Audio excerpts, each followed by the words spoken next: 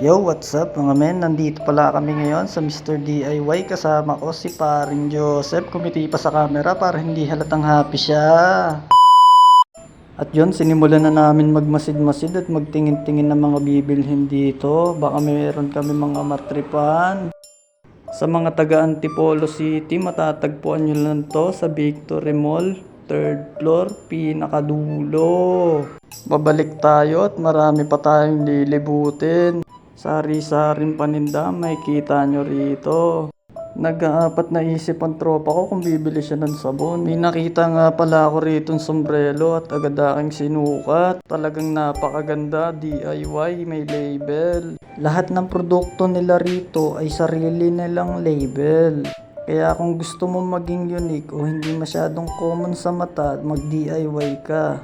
At may nakita pala akong produkto rito na walang presyo. Ayan, kitang-kita nyo naman, zero. So, agad ako nagpunta sa cashier para ipagtanong kay ate. Ate, pwede magtanong. May nakita po kasi kaming product na walang price. Ano ba? Walang price. Ay, ito. Tatanong namin kung 125. Oo, Ay, pero nakalagay dyan, iba. Nakalagay kasi.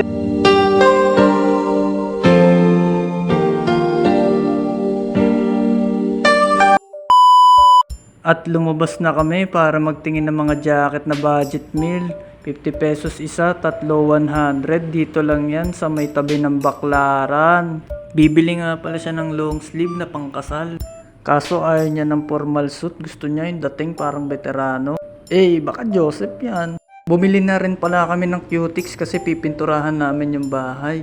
Sumakit ang ulo ni ate kasi baka isang taon hindi pa tapos yun.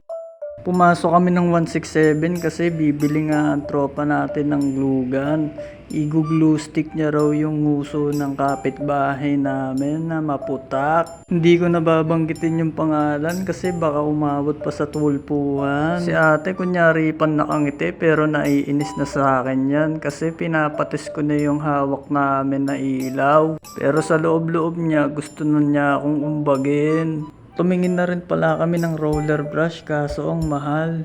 Naalala ko bumili pala kami ng cutics, yung brush na lang muna ang gagamitin namin. Masaya na ang tropa ko dahil nakakuha na siya ng glue gun na gagamitin sa nguso ng kapitbahay namin. Umakyat na rin kami sa itaas kasi kailangan pala namin ng liquid soap. Mabuti na lang meron promo. At umakyat ako sa pinakataas. Iniwan ako ni paring Joseph. Pero paglingon ko, nakita ko, meron siyang pinapantasya. Pero nakapag-isip-isip kami na umuwi na lang dahil magluluto pa. Salamat sa oras. Paalam!